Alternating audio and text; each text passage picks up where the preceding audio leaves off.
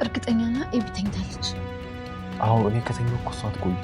ደግሞ ለሊት ለጥናት መነሳቷ ስለማይቀር አሁን ተኝታለች። እሺ በቃ ቶሎ ከፈተቷል። ግን ዳጣን እየፈራሁ ነው። ማለት በቃ የሰላምን አደራ ይበላዋል እየተሰማኝ። ናታን በእኔና ባንተ መካከል እኮ ምንም ነገር ሊኖር አይገባም። እኔ እናንተ በሚስጥር እንታማለን እንዴ? ክፈተዋ፣ ችግር የለውም።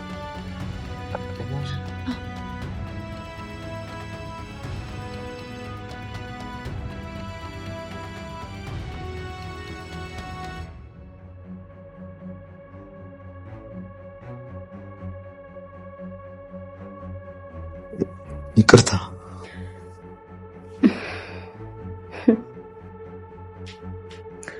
እሺ ደሬ፣ ባለፈው ደግሞ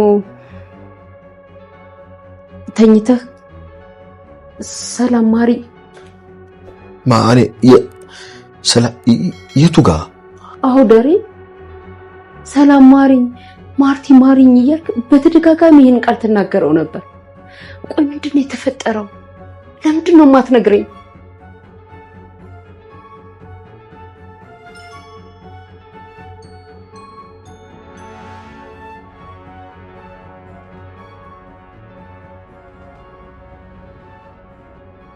ዳጣ እስከ ዛሬ ድረስ ሰላም በምታደርግላት እንክብካቤና በምትሰጣት ፍቅር ያለምንም ጥያቄ ደስተኛ ሆና እየኖረች የነበረ ቢሆንም ነገር ግን ከጊዜያት በኋላ በጭንቅላቷ ውስጥ አንድ ጥያቄ ፈጥሯል። ከልጆቹ ሁሉ ነጥላም በምታደርግላት እንክብካቤ እንዲሁም ከሌላ ጊዜው በተለየ መልኩ አብራት እንድታድር ካጠገባም እንዳትርቅ ስለምታደርጋት ዳጣ በውስጧ አንድ የተለየ ስሜትም እንዲሰማት አድርጋለች። ሰላም ሁሉንም ነገር ደረጀ ነግሯት ከማውቋ በፊት ዳጣ ልጇ ልትሆን እንደምትችል ትጠረጥር እንደነበረው ሁሉ ዳጣም በሁኔታዎች ሰላም እናቷ መሆኗን መጠርጠር ከጀመረ ሰነባብታለች። ለዛም ነው ናታን በአደራ መልኩ ሰላም ያስቀመጠችው አንድ ዕቃ እንዳለ ነገር ግን እኔ ከሞትኩ ስጥልኝ አንተም ብትሆን በፍጹም ከፍተህ እንዳታየው ብላ ቃል አስገብታ አስጠንቅቃ የሰጠችው ነገር እንዳለ ሲነግራት ዳጣ ቀድሞውኑ በውስጧ የነበረውን ጥርጣሬ ሊፈታላት መልስ ሊሰጣት እንዲሁም ሊያረጋግጥላት የሚችል ነገር እንደሆነ አስባ አሁኑን አምጥቶ ሊያዩትም እንደሚገባ ሳምና አስመጥተዋለች። በሌላ በኩል ደረጀ በገባበት መውጫ የሌለው በሚመስለው ችግሩ ምክንያት ተጨንቆ ቀንም ሆነ ማታ ቤተሰቦቹን ራሱንም ትቶ ሐሳብና ጭንቀቱ ችግሩን እንዴት መፍታት እንደሚችል ማሰብ ከሆነ ሰነባብቷል። እንቅልፉንም ተኝቶ በመሃል እየቃዠ የሰማችው ማርታ በሰዓቱ እንዲረጋጋ በዝምታ ብታልፈውም ነገር ግን በነጋታው ምን ተፈጥሮ እንደሆነ የሷንና የሰላምን ስም እየጠራም ማሩኝ ሲል የነበረው ጠይቀዋለች። እናንተ በደረጀ ቦታ ብትሆኑ ምን ልታደርጉ ትችሉ ነበር? ከገባበት አጣብቂኝስ በምን አይነት መልኩ መውጣት የሚችል ይመስላችኋል? ሐሳብ እንዲሁም አስተያየታችሁን ኮሜንት ላይ ጻፉልን። ደረጀ በእንቅልፍ ልቡ እየቃዠ በነበረበት ወቅት ከቅዠቱ እንዲነቃ ቀስቅሰው ደህና መሆኑን ለምንስ ማሩኝ እያለ እንዳለ ብትጠይቀውም በጥያቄው የደነገጠው ደረጀ እየቃዠ ነው የሚሆነው ዝም ብለሽ ተኝ ብሎ እየተርበተበተ አቅፎ ያስተኛታል። በነጋታውም ጠዋት ተሰብስበው ቁርስ እየበሉ ነገር ግን ደረጀ በሐሳብ ጭልጥ ብሎ ሄዶ አንድ እንኳን ወደ አፉ ሳያስገባም ከመቀመጫው ተነስቶ ወደ መታጠቢያ ቤት ይሄዳል። ማርታም እንዲበላ ምግብ ሳይቀምስ ከቤት መውጣት እንደሌለበት ብትነግረውም ምንም መልስ ሳይሰጣት ጥሏት ይሄዳል። ከትንሽ ቆይታ በኋላ ዳጣና ናታን ግቢያቸው ውስጥ ቁጭ ብለው እያወሩ በመሃልም ዳጣ የደረጀ ጉዳይ በጣም እያስጨነቃት እንዳለ ስትነግረው ናታንም የአባዬ ጉዳይ ሁሉንም ሰው ነው እያስጨነቀ ያለው ነገር ግን እኔ እስካሁን ድረስ ለምን እየተጨነቀ እንደሆነ አልገባኝም ብሎ ሲላት ዳጣም በእኔ ምክንያት ነው ብላ ትለዋለች። ናታንም ግራ ተጋብቶ ከባለፈው ጊዜ የተለየ ምን ተፈጠረ? ሁሉም ነገር እንደነበረው ነው አይደለ ብሎ ይጠይቃታል። ዳጣም ትቀጥልና አዎ ግን በቃ የሆነ እኛ ማናቀው አባዬ ብቻውን የሚያውቀው ነገር ያለ ይመስለኛል ብላ ትመልስለታለች። ናታንም ይቀጥልና እኔ ግን ፊቱ ላይ የሚታየኝ ጸጸት ነው። እማዬን በጣም ፈርቷታል። አይኗን እንኳን እኮ በቅጡ አያየው። ብቻ ግን አንቺ አትጨነቂ፣ አባዬ የሆነ መፍትሄ አያጣም ብሎ ይላታል። በዛን ሰዓት ውሃና አዲሷ ሰራተኛ እየተዋወቁ ነበር። ውሃም ትቀጥልና ስሟ ማን እንደሆነ ትጠይቃታለች። ለቤታቸው አዲስ የሆነችው ሰራተኛም ስሟ ለዛ እንደሆነ እናም እንግሊዘኛ እንደምትችል ትነግራታለች። ውሃም የበለጠ ስለሷ ለማወቅ ጓግታ እውነትሽን ነው አንቺ እንግሊዘኛ ትችያለሽ ብላ ትጠይቃታለች። ለዛም አዎ ለምሳሌ ስቱፒድ ማለት ድንጋይ ነው ብላ ትላታለች። ውሃም ትቀጥልና እንዴ እና ታዲያ እኔን አሁን ድንጋይ እያልሽኝ ነው እንዴ? ደግሞ ድንጋይ ማለት ስቱፒድ ሳይሆን ስቶን ነው ብላ ታርማታለች። ቀጥላም አንቺ ለኔ ኬክ የምትሰሪልኝ ከሆነ እኔ ደግሞ አንቺን እንግሊዘኛ አስተምርሻለሁ ብላ ስትላት ለዛም አንቺ ነሽ እኔን የምታስተምሪኝ ውሃዬ? እኔ ማለት እኮ ሳልማር የተማርኩ ነኝ። ባይሆን ከትምህርት ቤት ስትመለሺ እኔው ራሴ ነኝ ማስተምርሽ። እሱን ተይውና ውሃዬ ያ ወንዱ ልጅ ግን የእናንተ ቤት ልጅ ነው እንዴ ብላ ስትጠይቃት ውሃም ናታንን ማለትሽ ነው? እሱ የኛ ልጅ አይደለም የአባዬ ጓደኛው ልጅ ነው ብላ ትመልስላታለች።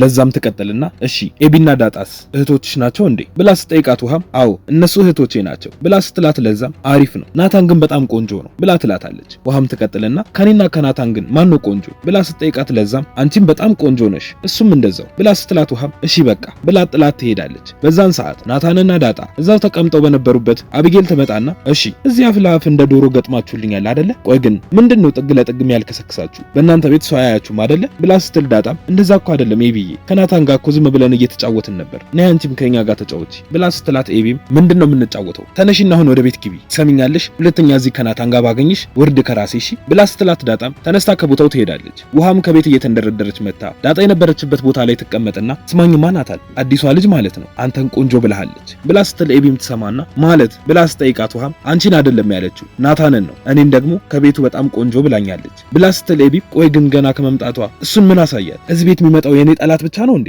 አሳያታለሁ እሺ ብላ በንዴት ወደ ቤት ትሄዳለች። በሰዓቱ ለዛ ዘፈኗን እየዘፈነች እቃዋንም እያጣጠበች ነበር። ኤቢም ትመጣና አንቺ ምን አባሽ ነው ያልሽው? አንቺ ነሽ ናታንን ቆንጆ ምናምን ያልሽው ብላ ስትላት ሰራተኛዋን በፍርሃት ማን እኔ ለዛ አረ እንደዛ አላልኩ ብላ ስትዋሻ አቢጌልም ይኸውልሽ ከዚህ በኋላ ቀና ብለሽ እንኳን ብታዩ እገልሻለሁ ከኔ አታልፊም ብላ ስትላት ለዛም ይቅርታ እኔ እኮ ስጠግብም ማድረገውን አላውቅም በድጋሚ ምንም አልልም ብላ ትላታለች። ኤቢም ትቀጥልና ከዚህ በኋላ ከዚህ ቀሚስ ውጪ ለራሱ ብትለብሺ ሲጥነው እሺ ማደርግሽ ጨምላቃ ብላ ጥላት ትሄዳለች። በዛን ሰዓት ደረጀ ችግሩ በሰው አቅም የሚፈታም ስላልሆነ ሁሉንም ነገር ለፈጣሪው ሊሰጥ ሊጸልይ ቤተክርስቲያን ሄዶ ነበር። ቀጥሎም አትፈትነኝ እኮ አላልኩም አንተ ማትፈትነው የለም ግን ምን ነው በዚህ ልክ የማይፈተን የለም። ግን ከሁሉም በኋላ አንተ አምላክ መፍትሄም ትሰጣለህ፣ ምህረት ታወርዳለህ፣ ትታረቃለህ። እኔንም ታረቀኝ ማረኝ እያልኩ ነው አምላኬ። በማርታ ላይ ከጀርባዋ ሁለት ልጅ እንደወለድኩ እንዴት ብዬ ልንገራት አምላኬ? አንተው ፍረደኝ። ለደረቀው ተክል ዝናብ ታዘንባለህ፣ ፍሬም አፍርቶ ዘሩን እንዲተካ ትፈቅድለታለህ። አንተ ለደከሙት ሁሉ እረፍትን ታመጣለህ፣ ለታመመ ጤናን፣ ለታከተው ብርታትን ታድላለህ። ከፍታም ዝቅታም በእጅህ ይዘሃል። የእጅህ ስራ እኔ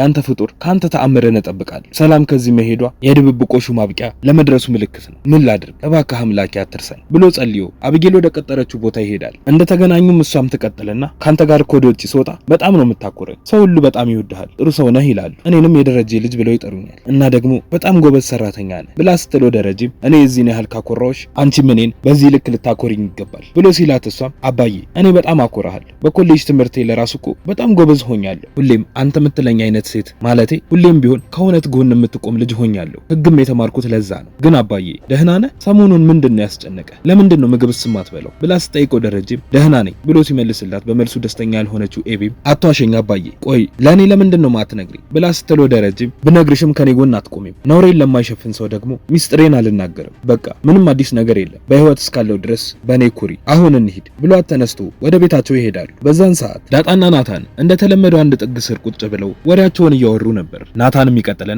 ኤቢ እኮ እዚህ ቤት ውስጥ ከሌለች ሁሉም ሰላም ነው ብሎ ሲላት ዳጣም አዎ ግን መርሳት የሌለብህ ነገር ቢኖር ይሄ የአባቷ ቤት ነው ብላ ትሏለች። ናታንም ይቀጥልና እሱም እኮ ያንቺም ቤት ነው አባዬ እኮ አባትሽ ስለሆነ አንቺም ለንብረቱ ተጋሪ ነሽ፣ ደግሞ ሰላም ለዳጣ ስጣት ብላ የሆነ ነገር ሰጥታኛለች ብሎ ሲላትም ነው ነገሩን አሁን ማየት እንዳለባቸው አሳምነው መሽቶ ኤቢ ስትተኛላቸውም ጠብቀው ሰላም ያስቀመጠችውን አደራ ለማየት የተገናኙት። ማርታም ደረጀን በድጋሚ ተኝቶ ሰላም ማሪኝ ማርቲ ማሪኝ እያለ እንደነበረና ምን እየተፈጠረ እንዳለ በግልጽ እንዲነግራት ጠይቋለች። በቀጣይ ምን የሚፈጠር ይመስላችኋል? ሐሳብ እንዲሁም አስተያየታችሁን ኮሜንት ላይ አጋሩ። የምንለቃቸው ቪዲዮዎች ለብዙ ሰዎች እንዲደርሱም ላይክ እንዲሁም ሼር ማድረግ አትርሱ። ቀጣዩ ክፍል በፍጥነት እንዲደርሳችሁም ሰብስክራይብ በማድረግ የደወል ምልክቱን መጫን አትርሱ። በቀጣይ በሌላ ቪዲዮ እስክንገናኝ እስከዛው በሰላም ቆዩ።